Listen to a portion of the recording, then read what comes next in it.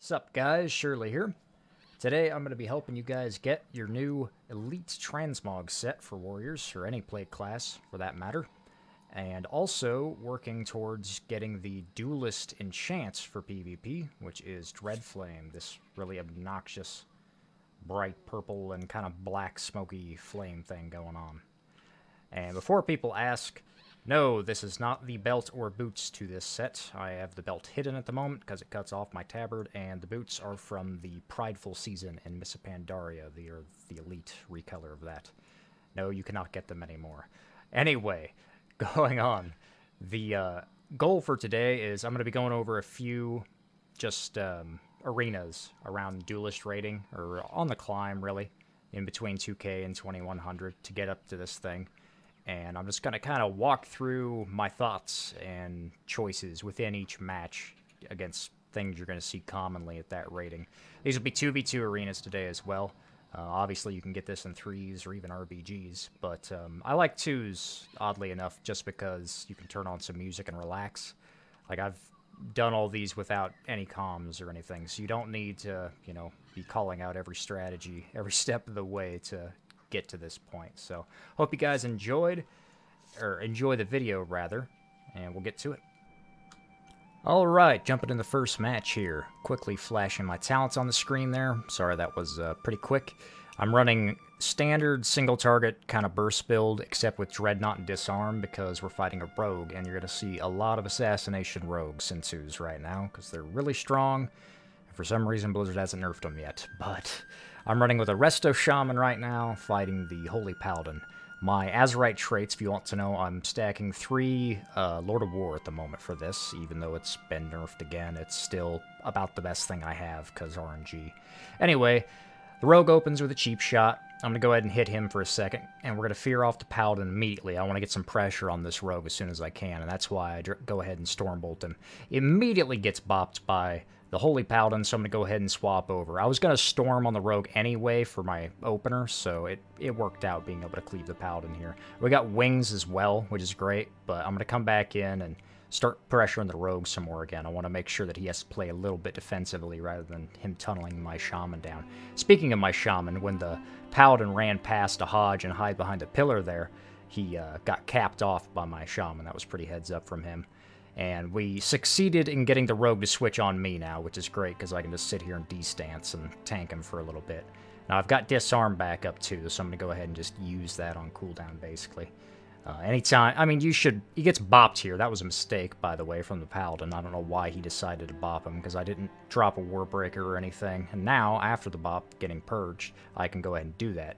Obviously, I'm sitting here in this kidney shot, though, so, you know, he's still working on pressure, but I'm not too concerned with the Paladin, you know, repent spamming my Shaman at the moment, because I'm going to come over here and get his trinket with Stormbolt, and he's going to run away, and the Rogue decides to chase me down at low health like this, and then step my Shaman, which out-arranges him from his own healer for a second there.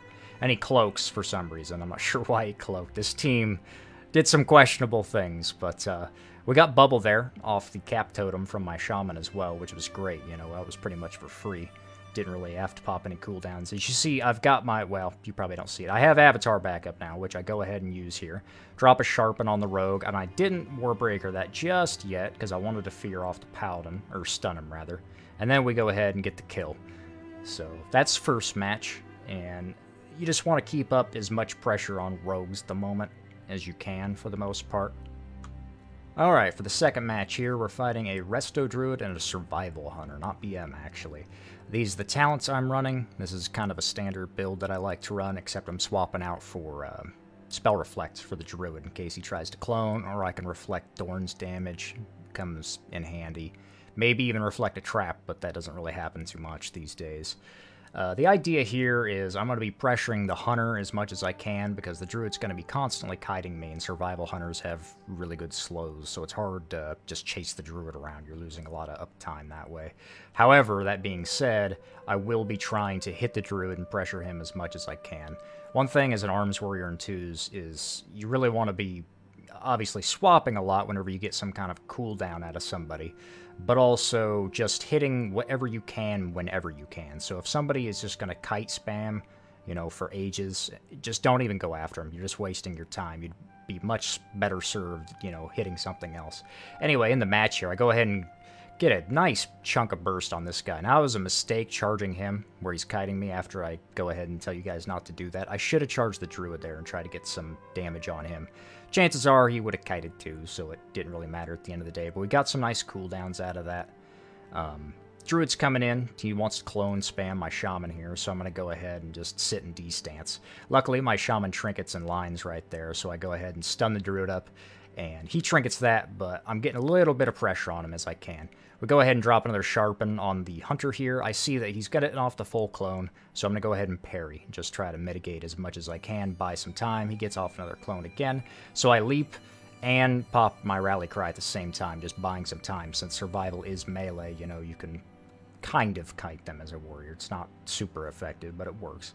And right here, I'm actually sweeping strikes and down his pets. Now, I do this for two reasons. One, it's so I can hit executes onto the Hunter and get some extra nice damage from that. But also, I wanted that victory rush. And just having that extra sustainability is definitely nice in twos when they're just going out of their way to CC your healer the whole game. And when the Hunter ran around the corner there, I went ahead and swapped to the Druid. And he's not keeping too much attention on himself at the moment, so he's not hotting himself up. He's just sitting around 80% right now, which is great because I can just continue to pressure the Hunter here. And I see Tree Form come out, so I go ahead and stun and sharpen the Hunter to reduce some of these hots. But we're going to go ahead and fear up the Tree Form. And I'm actually waiting here. I want to let this fear tick down as much as possible before I go ahead and pop Avatar and go Battle Stance, because I want to get some pressure on the Druid himself, because I know he's trying to top the Hunter here. So we play a little bit risky here, going into Battle Stance, but I wasn't too worried. We've got him on the edge. And the Hunter go ahead and turtles, so we're going to go ahead and swap to the Druid. Drop another Sharpen on him, just constantly swapping targets to keep up that pressure. And the Stormbolt here is going to seal the deal, I think. He goes Bear Form in desperation, but it's not good enough. And that is Game 2. On to Game 3. For the next couple of matches, I ended up switching over to a Holy Paladin for my healer. And we're fighting another Holy Paladin and a Pirate Rogue this time around. Don't see too many Outlaw Rogues now, after the first week of the season, but you do see them occasionally. There's just a lot of Rogues in PvP at the moment, as you could imagine. Running the same talent setup, and I did swap out for Disarm and Dreadnought here again, just so I could get some more pressure on the Rogue. Because of evasion, I like having a couple of charges of overpower, especially if you get them down to cheat death level. You know, that extra little bit can usually kill them through evasion, if you've got Dreadnought at least. And Disarm is always nice for rogues. So I go ahead and see that my Paladin opens with a Repent on their Paladin, so we're going to go ahead and drop the hammer here. Got 2 sudden death procs back to back on this rogue. He really took it. He go ahead and pops his parry, and we got sack there from the Paladin as well, so I'm going to go ahead and swap over to the Paladin. Now, I wanted to use that Sharpen on the rogue, but he had parried before I could get it off, so it didn't really matter. Go ahead and hit the Paladin. The rogue is deciding to peel now, or at least get some pressure on me, and he comes over and stuns me. And we're just going to start chopping him down again. I see that the Paladin's moving in for a Hodge or something on my healer, so I'm going to go ahead and fear him off that. Give mine some time to react and set up something potentially, which he does. He go ahead and repents him there. The rogue vanishes here, but he doesn't really get much accomplished with it because I had a bleed on him still from deep wounds.